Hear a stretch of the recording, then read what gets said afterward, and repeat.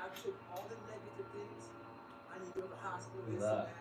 And I was using all of it. 200 pulls, dips, and lunges.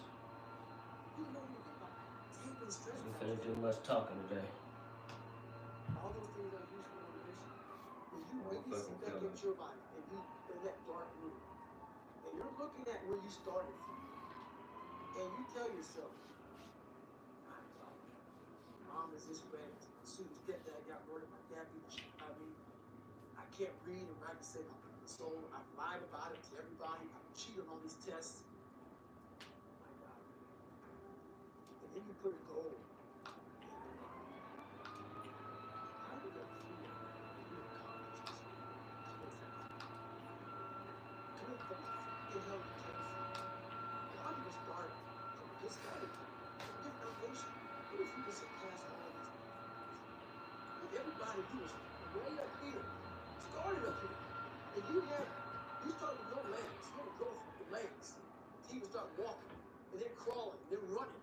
And then you start passing people and all this given to them. I had to use all this negative shit that was making me weak and horrible as a person. I had to use this power of now. You I just click on this head and say, hold up. This might be exactly what I need. The darkness is exactly what I need. It's how you look at your situation. And I was looking at it all fucked up.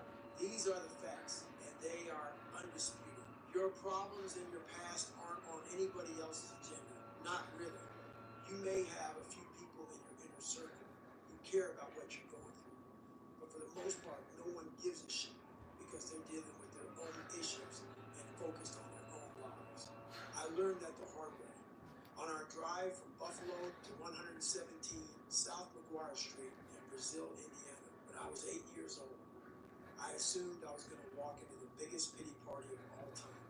I expected balloons, cake, ice cream, and big warm hugs. Instead, it was as if all the pain and terror never happened. Sergeant Jack didn't deal in pity. He was out to harden my shell, and that's exactly what he did. Pity is a soothing balm that turns toxic. At first, when your family and friends commiserate with you and validate the reasons you have. It's good, Jacob. Circumstances. Appreciate you coming through, man. It's like sympathy. 200 pulls, 200 dips, 200 squats, or lunges. Let's get it. That's one set. Which will make it that much more difficult for you to gain any traction in life. That's the vicious cycle of pity. It saps self-esteem and inner strength, which makes it harder to succeed. And with each subsequent failure, you will be more tempted to pity yourself. Look, I get it. Life isn't fair or easy. A lot of us are doing a job that we don't want to do. We feel we are above the tasks coming our way, and that the world or God or the fates have sentenced us to live in a box we do not belong in. When I was a night shift security guard at a local hospital, I felt that work was beneath me. So I showed up every night with a voice in my head screaming, I don't want to be here. And that infected everything about my life. I ate my feelings, blew up, and slipped into a deep depression. I wanted a different life, but my shitty attitude made it impossible to create one. Every minute you spend feeling sorry for yourself is another minute not getting better. Another morning you miss the gym. Another evening wasted without studying. Another day burned when you didn't make any progress towards your dreams, ambitions, and deepest desires. The ones you've had in your head and heart your entire life, every minute you spend feeling sorry for yourself is another minute spent in the dungeon thinking about what you lost or the opportunities that have been snatched away or squandered, which inevitably leads to the Great Depression. When you are depressed, you are likely to believe that nobody understands you or your plight. I used to think that way, but when Sergeant Jack banged that trash can that inches from my ear in the morning, he was telling me I wasn't the only little boy who got whipped or suffered from toxic stress. Sometimes the emotions we feel are a product of a fucked up past. Sometimes we just don't want to get up at 5 a.m. and do hours of chores before school because it's That's two.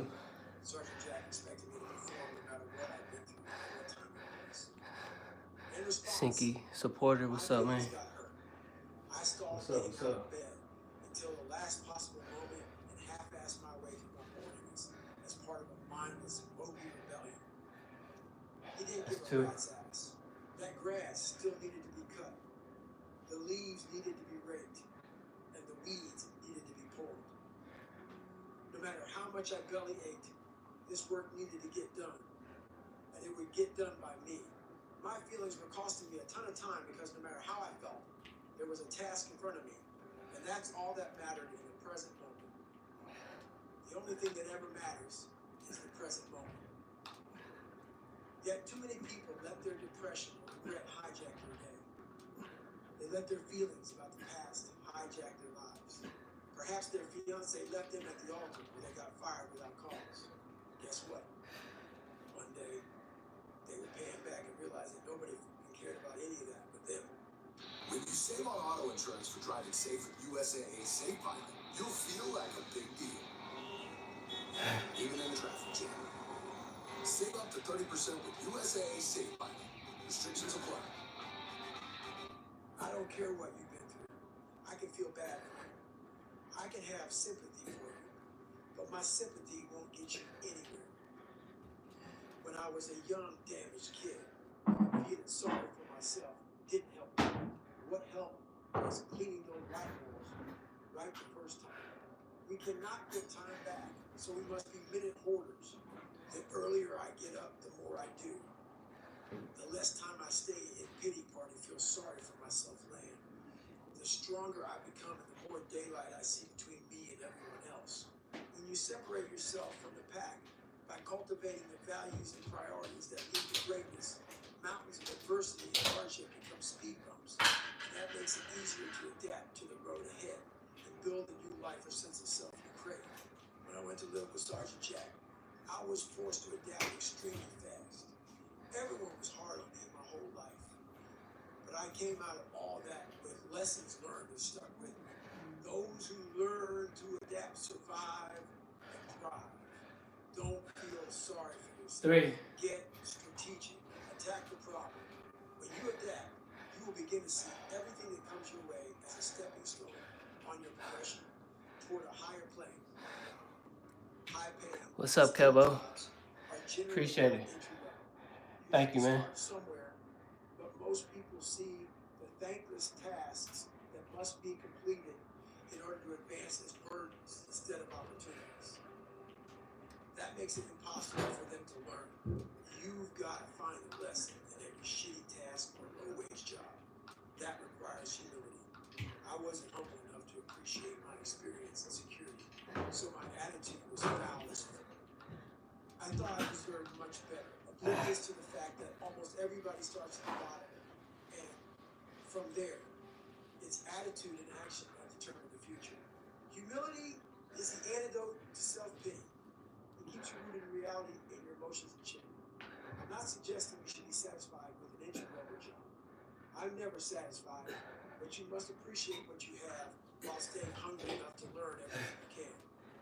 You need to learn to wash the dishes, flip the burgers, sweat over the deep fryer, sweep up the job site, work in the mailroom, and answer the phone. That's how you build proficiency. It's important to learn every aspect of any business before you move up. You can't rise if you're weighed down by bitterness and entitlement. Humility hardens your spine and encourages you to stand tall, secure in yourself, no matter what anyone else thinks. And that has tremendous value. I once heard a story about a master sergeant in the Army named William Crawford that exemplifies the power of humility. He retired in 1967 and took a job as a janitor at the Air Force Academy in Colorado Springs. The cadets he cleaned up after paying little mind, in part because he was reportedly painfully shy, but also because these cadets were elite students on an officer track, and Master Sergeant Crawford was just a janitor, or so they thought. They had no clue that he was also a war hero. In September 1943, the 36th Infantry Division was getting blitzed by German machine gun fire and mortars during a pivotal World War II battle a piece of Italian real estate known as Hill 424. The Americans were pinned down with no escape route until Crawford spied 3 machine gun nests and crawled beneath rivers of bullets to toss a grenade into each of them.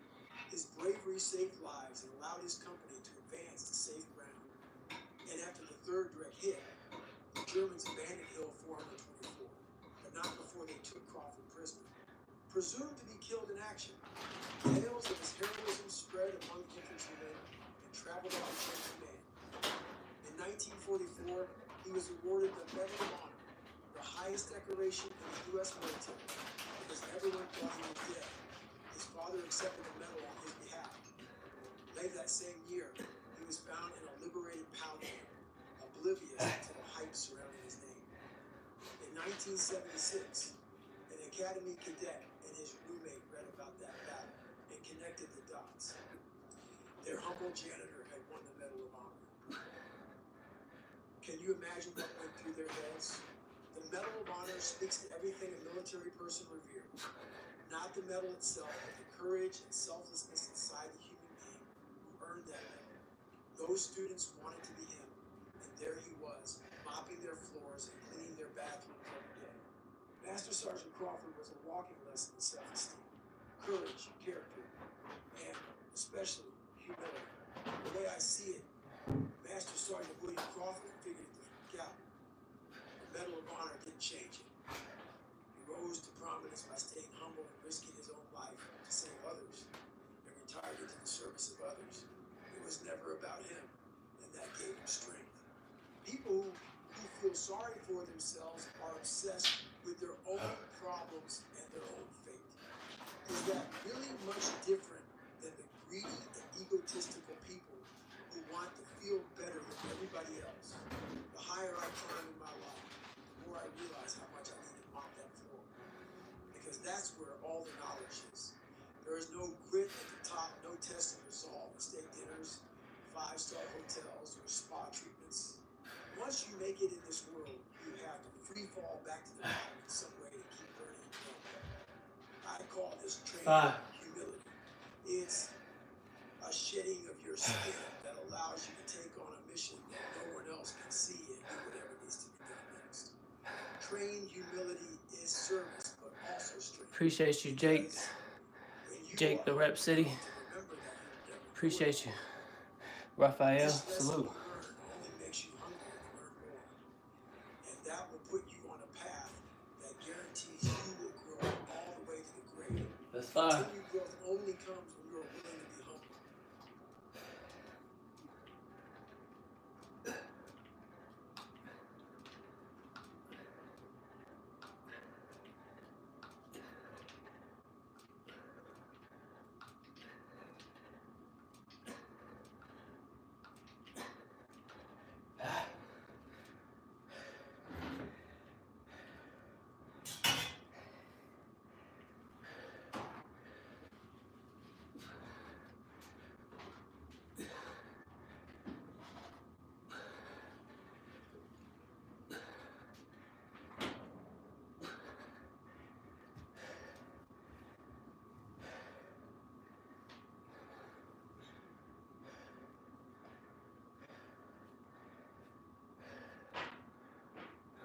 Welcome to Huberman Lab Essentials, where we revisit past episodes for the most potent and actionable science-based tools for mental health, physical health, and performance. I'm Henry Huberman, and I'm a professor of neurobiology and ophthalmology at Stanford School of Medicine. This podcast is separate from my teaching and research roles at Stanford. It is, however, part of my desire and effort to bring zero cost to consumer information about science and science-related tools to the general public. Today we're going to focus on how particular hormones influence our energy levels and our immune system. We're going to talk about the hormones cortisol and epinephrine, also called adrenaline. If you're somebody who has challenges with sleep, or you're somebody who has challenges getting your energy level up throughout the day and getting your energy level down when you want to sleep, today's episode is also for you. And we're going to talk about the immune system and how to enhance the function of your immune system.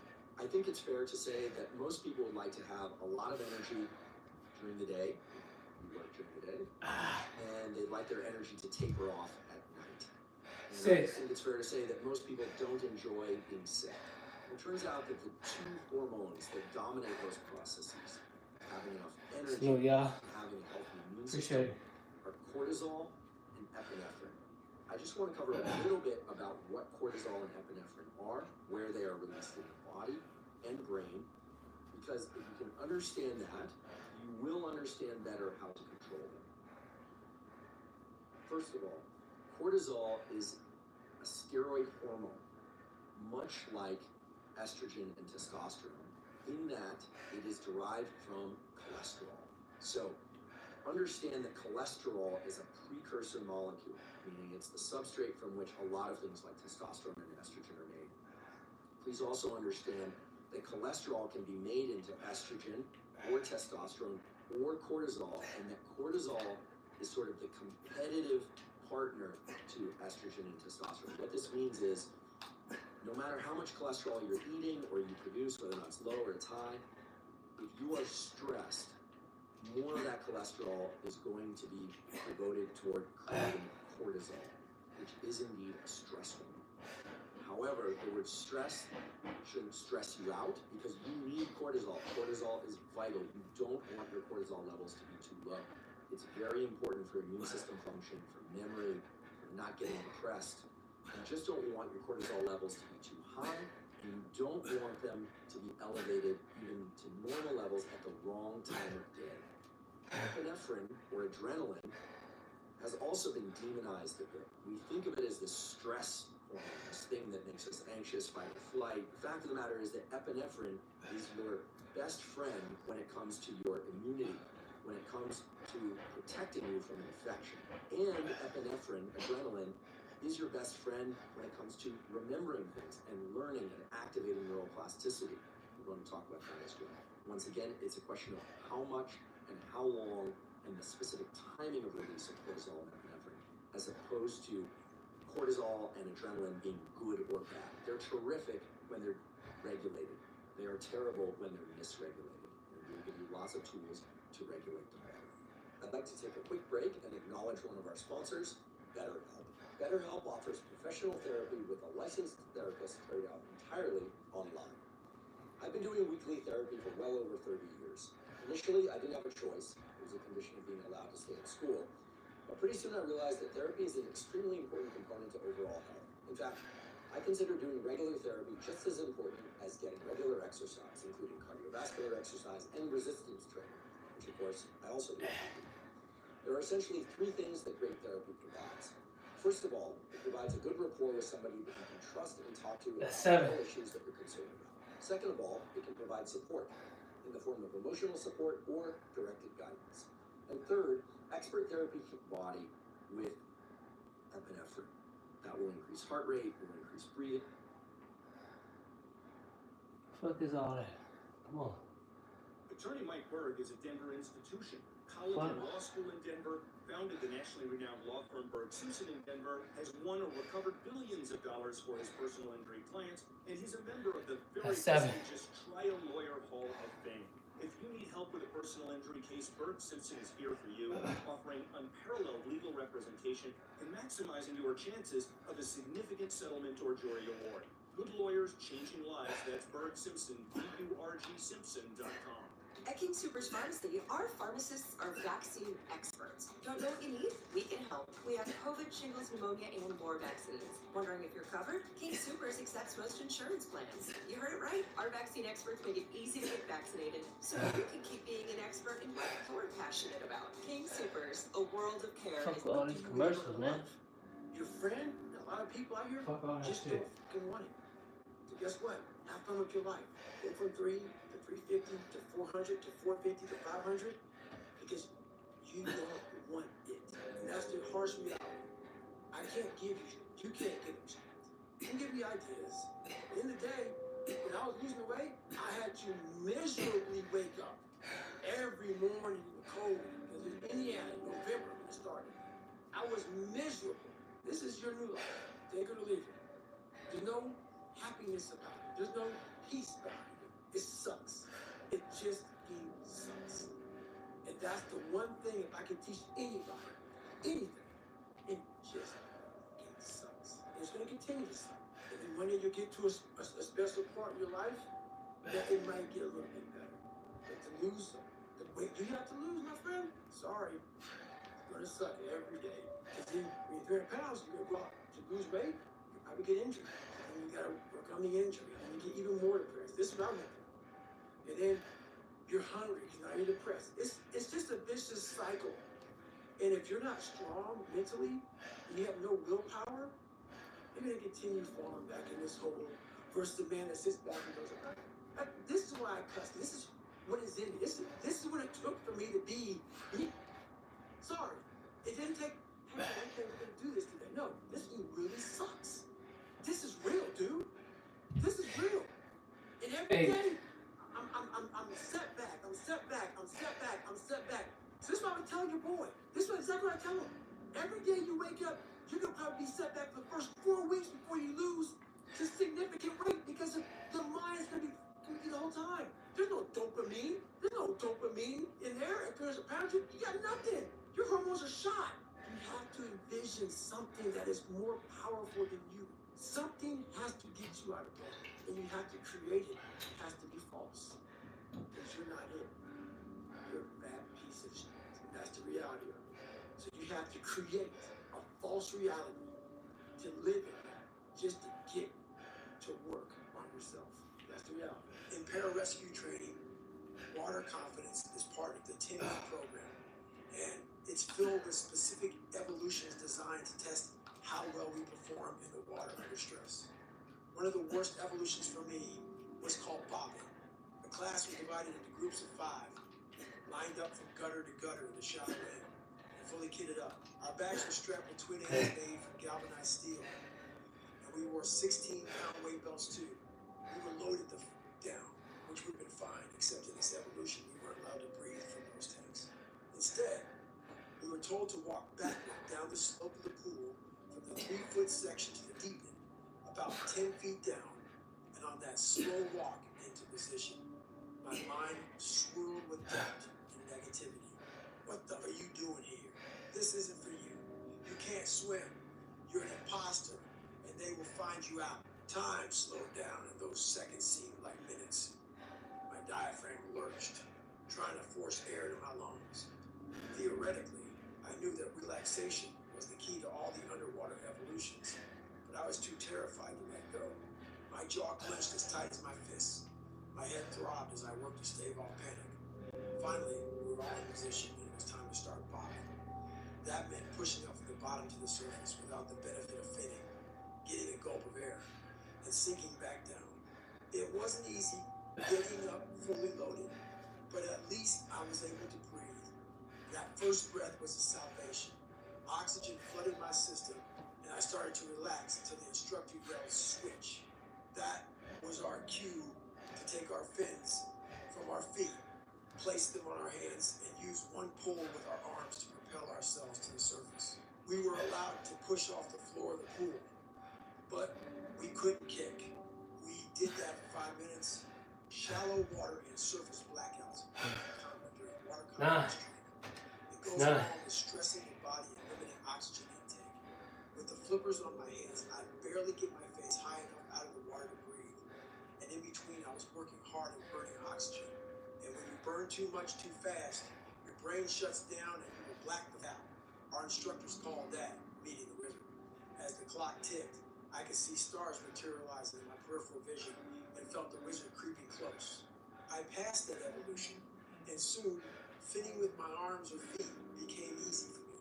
What stayed hard from beginning to end was one of our simplest tasks, reading water without our hands. We had to keep our hands and our chins high above the water, using only our legs, which we'd swirl in a blender-like motion for 3 minutes. That doesn't sound like much time. And for most of the class, it was easy. For me, it was damn near impossible. My chin kept hitting the water, which meant the time would start again from triple zero. All around me, my classmates were so comfortable, their legs were barely moving, while mine were whirring at top speed. And I still couldn't get half as high as those white boys who looked to be defying gravity. Every day, it was another humiliation in the pool. Not that I was embarrassed publicly. I passed all the evolutions, but inside, I was suffering. Each night, I'd fixate on the next day's task and become so terrified I couldn't sleep. And soon my fear morphed into resentment toward my classmates, who, in my mind, had it easy, which dredged up my past. I was the only black man in my unit, which reminded me of my childhood in rural Indiana, and the harder the water confidence training became, the higher those dark waters would rise, until it seemed I was also being drowned from the inside out, while the rest of my class was sleeping. That potent cocktail of fear and rage thrummed through my veins, and my nocturnal fixations became their own kind of self-fulfilling prophecy. One where failure was inevitable because my unchecked fear was unleashing something I couldn't control, the greedy mind. It all came to a head 6 weeks into training with the buddy breathing exercise. We partnered up, each pair gripped one another by the forearm, and took turns breathing through just one snorkel. Meanwhile, the instructors thrashed us, trying to separate us from our snorkel. All of this was supposed to be happening at or near the surface, but I was negatively buoyant, which meant I was sinking into the middle waters of the deep end, dragging my partner down with me. He'd take a breath and pass the snorkel down to me. I'd swim to the surface, exhale, and attempt to clear the water from our snorkel and get a clean breath before passing it back to him. But the instructors made that almost impossible. I usually That's 100 reps. tube halfway. That's 100 reps, 100 more. Water than air. From the jump, I was operating from an oxygen deficit while fighting to stay near the surface. In military training, it's the instructor's job to identify weak links and challenge them to perform or quit. And they could tell I was struggling. In the pool that day, one of them was always in my face, yelling and thrashing me while I What's up, Envy? Appreciate you coming through again. Appreciate it. I went under and remember looking up at the rest of the class, splayed out like serene starfish on the surface. Calm as can be, they passed their snorkels back and forth with ease while I viewed. I know now that my instructor was just doing his job, but back then I thought, this fucker's not giving me a fair shot. I passed that evolution too, but I still had 11 more evolutions and 4 more weeks of water confidence training to go. It made sense. We would be jumping out of airplanes over water. We needed it. I just didn't want to do it anymore. And the next morning, I was offered a way out. I hadn't seen coming. Weeks earlier, we'd had our blood drawn during a med check, and the doctors discovered I carried the sickle cell trait. I didn't have the disease, sickle cell anemia, but I had the trait, which was believed at the time to increase the risk of sudden exercise-related death due to cardiac arrest. The Air Force didn't want me dropping dead in the middle of an evolution and putting me out of training on the medical unit. I pretended to take the news hard, as if my dream was being ripped away. I made a big fucking act of being pissed off, but inside I was ecstatic. Later that week, the doctors reversed their decision. They didn't specifically say it was safe for me to continue, but they said the trait wasn't yet well understood and allowed me to decide for myself. When I reported back to training, the master sergeant informed me that I'd missed too much time and that if I wanted to continue, I would have to start over from day 1, week 1. Instead of less than 4 weeks, I'd have to endure another 10 weeks of the terror, rage, and insomnia that came with water confidence. These days, that kind of thing wouldn't even register on my radar. You tell me to run longer and harder than everyone else just to get a fair shake, I say, roger that and keep moving. But back then, I was still half-baked. Physically, I was strong, but I was not even close to mastering my mind. The master sergeant stared at me and awaited my response. I couldn't even look him in the eye when I said, you know what, Master Sergeant, the doctor doesn't know much about this sickle cell thing, and it's bothering me. He nodded, emotionless, and signed the papers pulling me out of the program for good. He cited sickle cell, and on paper, I didn't quit, but I knew the truth. If I had been the guy I am today, I wouldn't have given two fucks sickle cell. I still have the sickle cell trait. You don't just get rid of it. But back then, an obstacle had appeared, and I folded. I moved on to Fort Campbell, Kentucky, Told my friends and family that I was forced from the program on a medical and served out my 4 years in the Tactical Air Control Party, which works with some special operations units. I trained to liaise between ground units Sounds like this, and man. air support. Gotta keep pushing. Like F-15s and Keep going. F-16s behind enemy lines. It was challenging work with intelligent people. Even if you don't feel like it. Sadly, I was never proud of it. Fuck everybody else. Because I knew I was a quitter who had let fear dictate my future. I buried my shame in the gym and at the kitchen table. I got into powerlifting and layered on the mass. I ate and worked out. In my last days in the Air Force, I weighed 255 pounds. After my discharge, I continued to bulk up with both muscle and fat until I weighed nearly 300 pounds. I wanted to be big because being big hit David Goggins. I was able to tuck this 175-pound person into those 21-inch biceps and that flabby belly. I grew a burly mustache and was intimidating to everyone who saw me.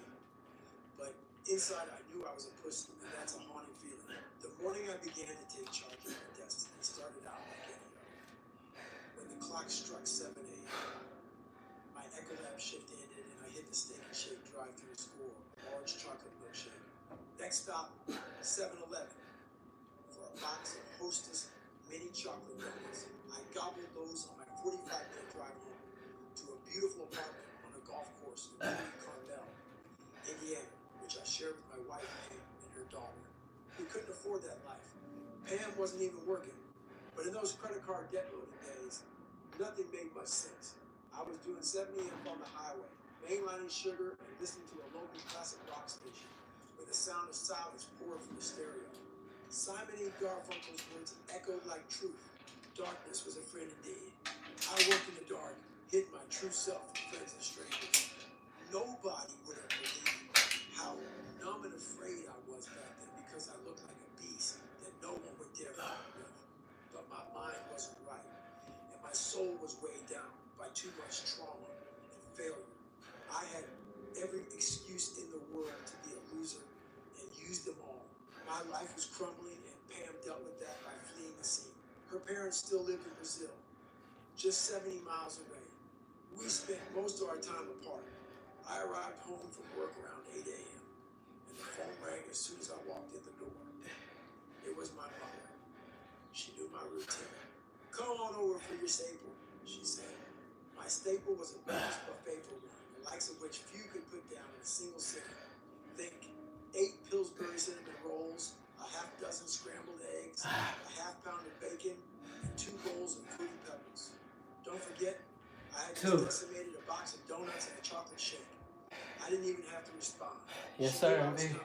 Food was my drug Every of day. choice, and I always sucked up every last crumb. Every day. I hung up, flipped on the television, and stomped down the hall to the shower, where I could hear a narrator. Even when I don't want to. Navy SEALs, toughest in the world. I wrapped a towel around my waist and rushed back into the living room. I was so big, the towel barely covered my fat ass. But I sat down on the couch and didn't move for 30 minutes. The show followed basic underwater demolition SEAL training class 224 through Hell Week, the most arduous series of tasks and the most physically demanding training in the military. I watched men sweat and suffer as they tore through muddy obstacle courses, ran on the soft sand holding logs overhead and shivered in icy surf. Sweat rolled on my scalp.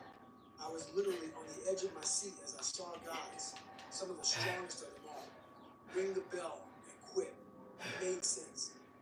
Only 1/3 of the men who became buds make it through Hell Week, and in all of my time in pararescue training, I couldn't remember feeling as awful as these men looked. They were swollen, chafed, sleep-deprived, and dead on their feet, and I was jealous of them. The longer I watched, the more certain I became that there were answers buried in all that suffering, answers that I needed. More than once, the camera panned over the endless frothing ocean, and each time I felt pathetic. The SEALs were everything I wasn't. They were about pride, dignity, and the type of excellence that came from bathing in the fire, getting beaten and going back for more. Again and again, they were the human equivalent of the hardest, sharpest sword you could imagine. They sought out the flame, took the pounding for as long as necessary, longer even, until they were fearless and deadly. They weren't motivated. They were driven. The show ended with graduation. 22 proud men stood shoulder to shoulder in their dress whites before the camera pushed in on their commanding officer. In a society where mediocrity is too often the standard and too often rewarded, he said, there is intense fascination in men who detest mediocrity, who refuse to define themselves in conventional terms, and who seek to transcend traditionally recognized human capabilities. This is exactly the type of person Buzz is meant to find. The man who finds a way to complete each and every task to the best of his ability. The man who will adapt and overcome any and all obstacles.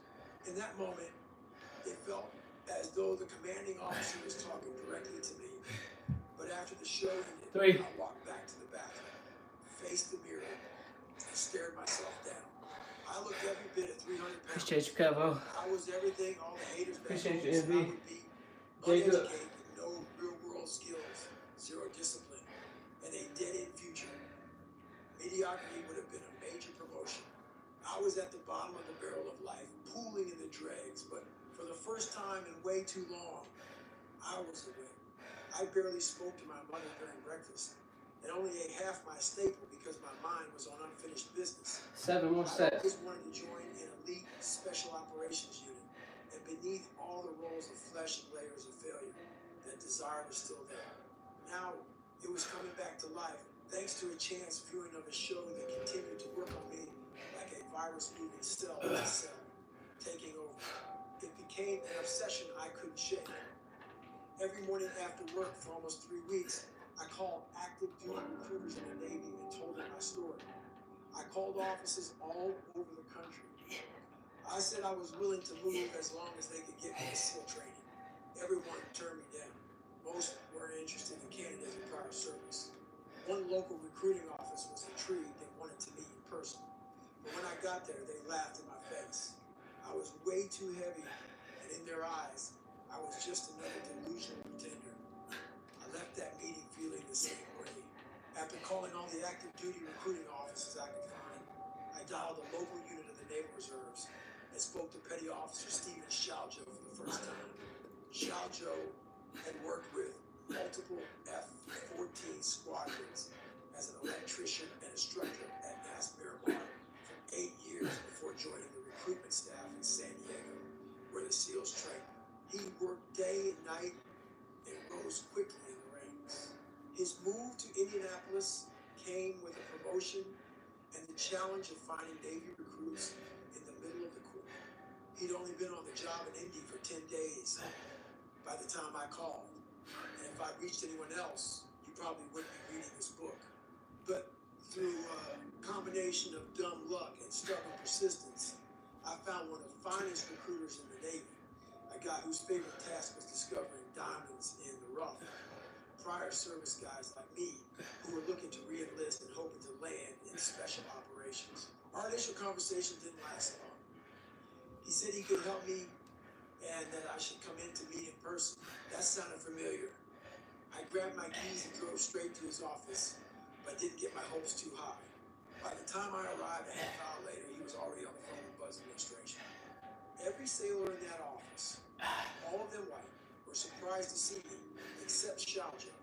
If I was a heavyweight, Shaljo was a lightweight at 5'7", but he didn't seem fazed by my size. At least not at first. He was outgoing and warm like any salesman. Though I could tell he had some pit bull. He led me down the hall to weigh me in.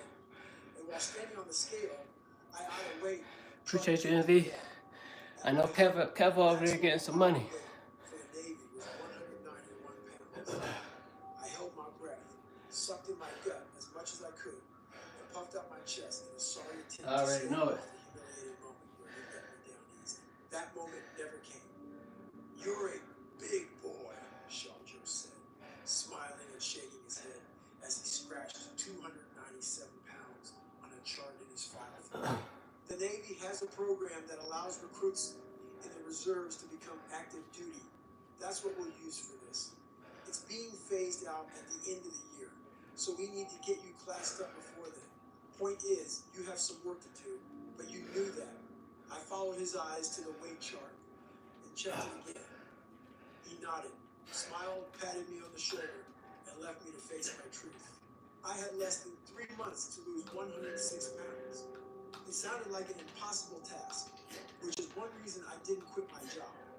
The other was the ASVAB. That nightmare test had come back to life like Frankenstein's new monster. I'd passed it once before to enlist in the Air Force, but to qualify for BUDS, I'd have to score much higher. For 2 weeks, I studied all day and sat past each night. I wasn't working out yet. Serious weight loss would have to wait. I took the test on a Saturday afternoon. The following Monday, I called Shalja. "Welcome to the Navy," he said. He downloaded the good news first. I'd done exceptionally well on some sections and was now officially a reservist, but I'd only scored a 44 on mechanical comprehension. To qualify for BUDS, I needed a 50. I'd have to retake the entire test in 5 weeks. These days, Stephen Shaljo likes to call our chance connection fate. He said he could sense my drive the first moment we spoke, and that he believed in me from the jump, which is why my weight wasn't an issue for him. But after that ASVAB test, I was full of doubt. So maybe what happened later that night was also a form of fate, or a much needed dose of divine intervention. I'm not going to drop the name of the restaurant where it went down, because if I did, you'd never eat there again, and I'd have to hire a lawyer. Just know, this place was a disaster. I checked the traps outside first and found a dead rat. Inside, there were more dead rodents, a mouse and 2 rats. On the sticky traps, and roaches in the garbage, which hadn't been emptied. I shook my head, got down on my knees under the sink, and sprayed up through a narrow gap in the wall. I didn't know it yet, but I found their nesting column, and when the poison hit, they started to scatter. Within seconds, there was a skittering across the back of my neck. I brushed it off and craned my neck to see a storm of roaches rain down to the kitchen floor from an open panel in the ceiling. I hit another load of cockroaches and the worst infestation I ever saw on the job for Ecolab. It kept coming. Roaches landed on my shoulders and my head. The floor was writhing with them. I left my canister in the kitchen, grabbed the sticky traps, and burst outside.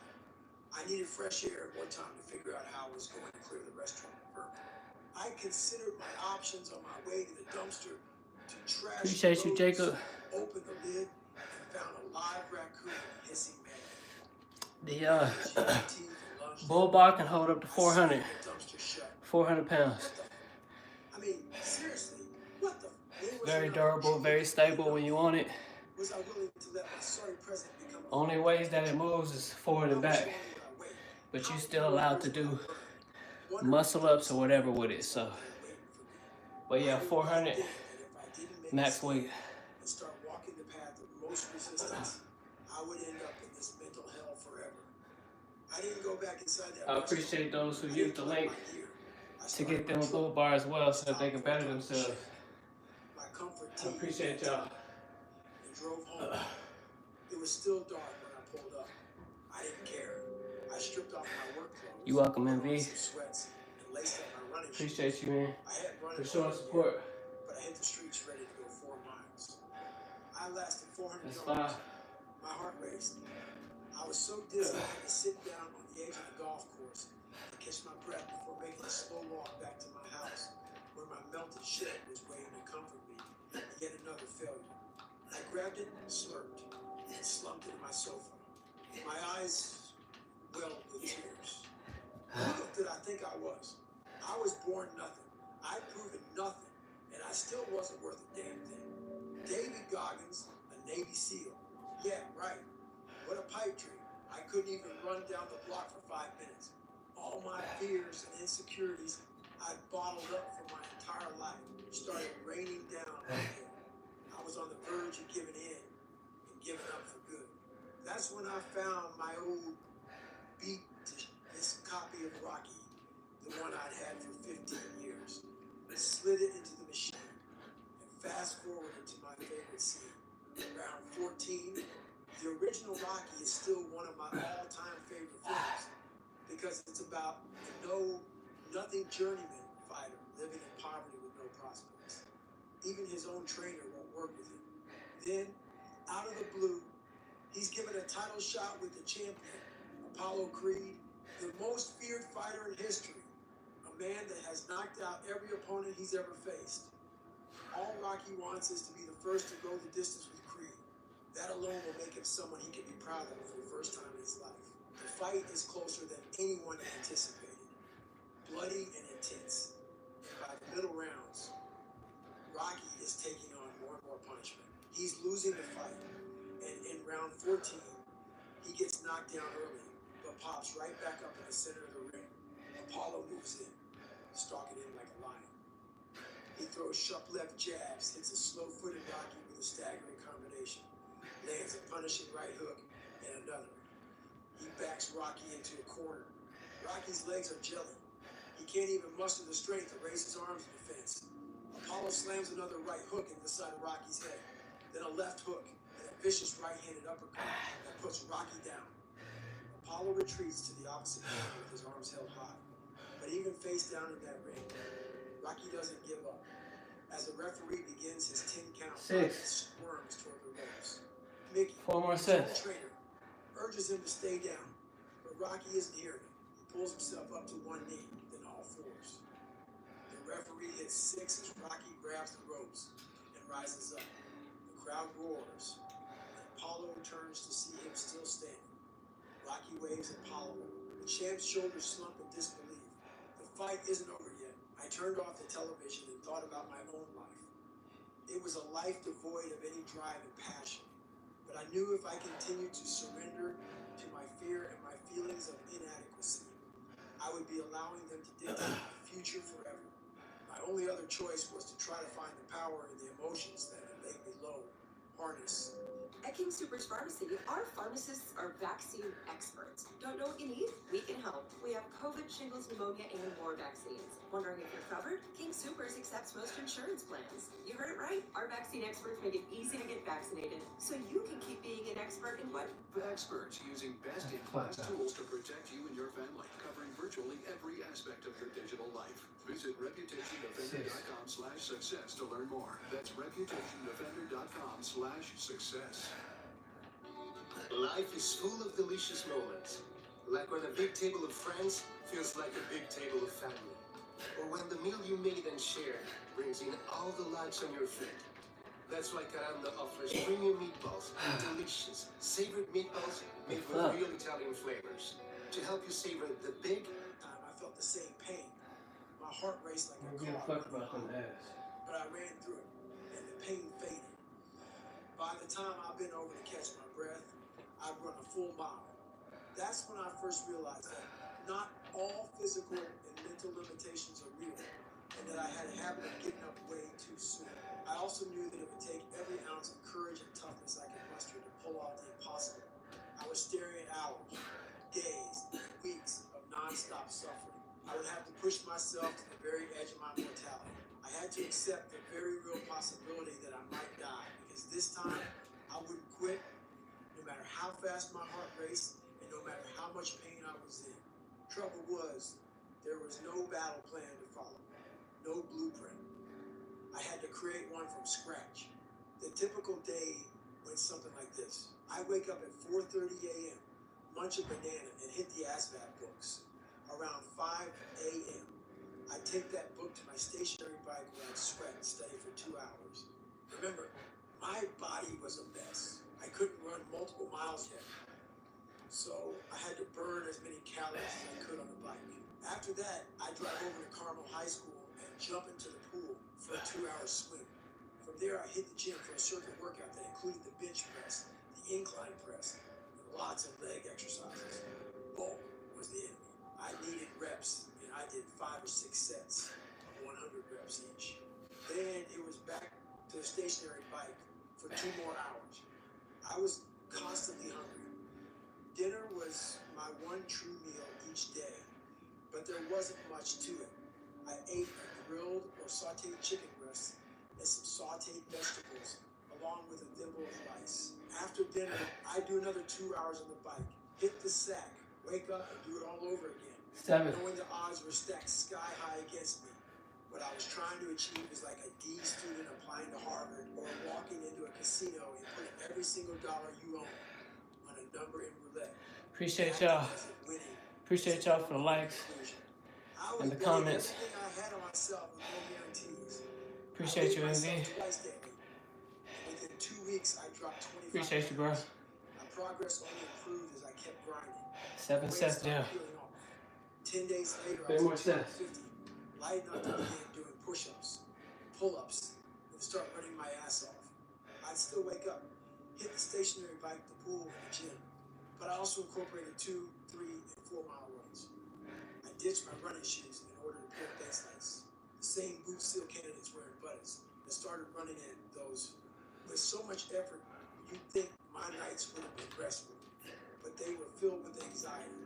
My stomach growled and my mind swirled. I dream of complex ASVAB questions and dread the next day's workouts. I was putting out so much, almost no fuel, that depression became a natural side effect. My splintering marriage was veering toward divorce. Pa made it very clear that she and my stepdaughter would not be moving to San Diego with me. If by some miracle I could pull this off. They stayed in Brazil most of the time. And when I was all alone in Carmel, I was in turmoil. I felt both worthless and helpless, and now endless stream of self-defeating thoughts picked up steam. When depression smothers you, it blots out all light and leaves you with nothing to cling on to for hope. All you see is negativity. For me, the only way to make it through that was to feed off my depression. I had to flip it and convince myself that all that self-doubt and anxiety was confirmation that I was no longer living a aimless life. My task may turn out to be impossible, but at least I was back on a mission. Some nights, when I was feeling low, I'd call Shaljo. He was always in the office early in the morning and late at night. I didn't confide in him about my depression because I didn't want him to doubt me. I used those calls to pump myself up. I told him how many pounds I dropped and how much work I was putting in, and he reminded me to keep studying for that asthma. Roger that. I had the Rocky soundtrack on cassette, and I listened to Going the Distance for inspiration. On long bike rides and runs, with those horns blasting in my brain, I'd imagine myself going through Bud, diving into cold water, and crushing Hell Week. I was wishing, I was hoping, but by the time I was down to 250, my quest to qualify for the SEALs wasn't a daydream anymore. I had a real chance to accomplish something most people, including myself, thought was impossible. Still, there were bad days. One morning, not long after I dipped below 250, I weighed in and had only lost a pound from the day before. I had so much weight to lose, I could not afford to plateau. That's all I thought about while running 6 miles and swimming 2. 8. I was exhausted and sore 2 more when I sets. arrived in the gym for my typical 3-hour circuit. After rocking over 100 pull-ups in a series of sets, I was back on the bar for a max set with no ceiling. Going in, my goal was to get to 12. My hands were burning fire as I stretched my chin over the bar for the 10th time. For weeks, the temptation to pull back had been ever present, and I always refused. That day, however, the pain was too much, and after my 11th pull-up, I gave in, dropped down, and finished my workout. 1 pull-up shy. That 1 rep stayed with me, along with that 1 pound. I tried to get them out of my head, but they wouldn't leave me alone. They taunted me on the drive home and at my kitchen table while I ate a sliver of grilled chicken and a bland baked potato. I knew I wouldn't sleep that night unless I did something about it, so I grabbed my keys. You cut corners, and you are not gonna make it, I said out loud as I drove back to the gym. There are no shortcuts for you, Goggins. I did my entire pull-up workout. 1 missed pull-up cost me an extra $250, and there would be similar episodes. Whenever I cut a run or swim short because I was hungry or tired, I'd always go back and beat myself down even harder. That was the only way I could manage the demons in my mind. Either way, there would be suffering. I had to choose between physical suffering in the moment and the mental anguish of wondering if that 1 missed pull-up, that last lap in the pool, the quarter mile I skipped on the road or trail, would end up costing me an opportunity of a lifetime. It was an easy choice. When it came to the SEALs, I wasn't leaving anything up to chance. On the eve of the Osprey, 4 weeks to go before training, making weight was no longer a worry. I was already down to 215 pounds and was faster and stronger than I'd ever been. I was running 6 miles a day, bicycling over 20 miles, and swimming more than 2, all of it in the dead of winter. My favorite run was the 6-mile morning trail, an asphalt bike, and walking Appreciate you, through Jacob. the trees in Indianapolis. It was the domain of cyclists and soccer moms with jogging strollers, weekend warriors, and seniors. And then, Shaljo had passed along the Navy SEAL warning order. It included all the workouts I would be expected to complete during first phase of buddies, and I was happy to double them.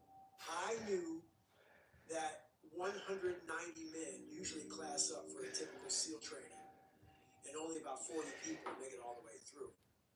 I didn't want to be just one of those 40. I wanted to be the best, but I had to pass the damn ASVAB first. I've been cramming every spare second. If I wasn't working out, I was at my kitchen table memorizing formulas and cycling through hundreds of vocabulary words. With my physical training going well, all my anxiety stuck to the ASVAB like paper clips to a magnet. This would be my last chance to take the test before my eligibility for the SEALs expired. I wasn't very smart, and based on past academic performance, there was no good reason to believe I'd pass with a score high enough to qualify for the SEALs. If I failed, my dream would die, and I'd be floating without purpose once again. The test was held in a small classroom at Fort Benjamin Harrison in Indianapolis. Nice. There were about 30 people there, all of us young. Most were just out of high school. We were each assigned an old school desktop computer. In the past month, the tests had been digitized, and I wasn't experienced with computers. I didn't even think I could work the damn machine, let alone answer the questions, but the program proved idiot-proof, and I settled in. The ASVAB has 10 sections. One more I set. was breezing through until I reached mechanical comprehension. My Yes, true sir. One more set. We done. Within the hour, I would have a We're almost decent there. idea if I've been lying to myself or if I had the raw stuff necessary to become a SEAL. Whenever a question stumped me, I marked my worksheet with a dash. There were about 30 questions in that section, and by the time I completed the test, I guessed at least 10 times. I needed some of them to go my way or I was out. After completing the final section, I was prompted to send the entire bundle to the administrator's computer at the front of the room where the score would be tabulated instantly. I peeked over my monitor and saw him sitting there, waiting. I pointed, clicked, and left the room. Buzzing with nervous energy, I paced the parking lot for a few minutes before finally ducking into my Honda Accord, but I didn't start the engine. I couldn't leave. I sat in the front seat for 15 minutes with a 1,000-yard stare. It would be at least 2 days before Shaljo would call with my results. But the answer to the riddle that was my future was already solved.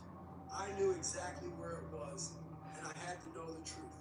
I gathered myself, walked back in, and approached the fortune teller. You gotta tell me what I got on this contest, man, I said. He peered up at me, surprised, but he didn't buckle. I'm sorry, son. This is the government. There's a system for how they do things, he said. I didn't make the rules, and I can't bend them. Sir, you have no idea what this test means to me, to my life. It's everything. He looked into my glassy eyes for what felt like 5 minutes, then turned toward his machine. I'm breaking every rule in the book right now, he said. Goggins, right? I nodded and came around behind his seat as he scrolled through files. There you are. Congratulations, you scored 65. That's a great score. He was referencing my overall, but I didn't care about that. Everything hinged on my getting a 50 spot where it counted most. What did I get on mechanical comprehension? He shrugged. Clicked and scrolled, and there it was. My new favorite number glowed on his screen. 50. Yes, I shouted. Yes, yes. There was still a handful of others taking the test, but this was the happiest moment in my life, and I couldn't stifle it. I kept screaming yes at the top of my lungs. The administrator damn near fell out of his chair, and everyone in that room stared at me like I was crazy. If they only knew how crazed I'd been. For 2 months, I dedicated my entire existence to this one moment, and I was damn well going to enjoy it. I rushed to my car and screamed some more. On my drive home, I called my mom. She was the one person aside from Shaljo who witnessed my metamorphosis. I did it. I told her, tears in my eyes. I did it. I'm going to be a SEAL. When Sheljo came to work the next day, he got the news and called me up. He sent in my recruitment package and had just heard back that I was in. I could tell he was happy for me. 20. And proud that when he saw me the first time we met turned out to be real. But it wasn't all happy days. My wife had given me an implied ultimatum. And now I had a decision 200. to make. Abandon the opportunity I'd worked so That's hard 200 pulls, dips, and or get divorced lunges. and try to become a SEAL. In the end, my I'm gonna choice do one more set. had to do with my feelings for Pam or her father. He'd apologized to me, by the way. It was about who I was and who I wanted to be. I was a prisoner in my own mind, and this opportunity was my only chance to break free. I celebrated my victory the way any SEAL candidate should. I put the out. The following morning, and for the next 3 weeks, I spent time in the pool, strapped with a 16-pound weight belt. I swam underwater for 50 meters at a time and walked the length of the pool underwater with a brick in each hand, all on a single breath. The water would not own my ass this time. When I was done, I swam a mile or two, then head to a pond near my mother's home. Remember, this was Indiana, the American Midwest, in December. The trees were naked. Icicles hung like pistols from the eaves of houses, and snow blanketed the earth in all directions. But the pond wasn't completely frozen yet. I waded into the icy water dressed in camo pants, a brown short-sleeved shirt, and boots, laid back and looked into the gray sky. The hypothermic water washed over me. The pain was excruciating, and I loved it. After a few minutes, I got out and started running, water sloshing in my boots, sand in my underwear. Within seconds, my t-shirt was frozen to my chest, my pants iced at the cuffs. I hit the mono trail. Steam poured from my nose and mouth as I grunted and slalomed speed walkers and joggers. Civilians. Their heads turned as I picked up speed and began sprinting, like Rocky in downtown Philly. I ran as fast as I could for as long as I could, from a past that no longer defined me, toward a future undetermined. All I knew was that there would be pain, and there would be purpose, and that I was ready. The first step on the journey toward a calloused mind is stepping outside your comfort zone on a regular basis. Dig out your journal again and write down all the things you don't like to do or that make you uncomfortable, especially those things you know are good for you. Now go do one of them and do it again. This is not about changing your life instantly. It's about moving the needle bit by bit and making those changes sustainable. That means digging down to the micro level and doing something that sucks every day. Even if it's as simple as making your bed, doing the dishes, ironing your clothes, or getting up before dawn and running 2 miles each day. Once that becomes comfortable, take it to 5, then 10 miles. If you already do all those things, find something you aren't doing. We all have areas in our lives we either ignore or can improve upon. Find yours. We often choose to focus on our strengths rather than our weaknesses. Use this time to make your weaknesses your strengths. Doing things, even small things, that make you uncomfortable will help make you strong. The more often you get uncomfortable, the stronger you'll become, and soon you'll develop a more productive, can do dialogue with yourself. All right, y'all. That's it. That's 210 pull-ups, 210 dips, and lunges per leg, man. Make sure y'all get y'all's in today. Peace.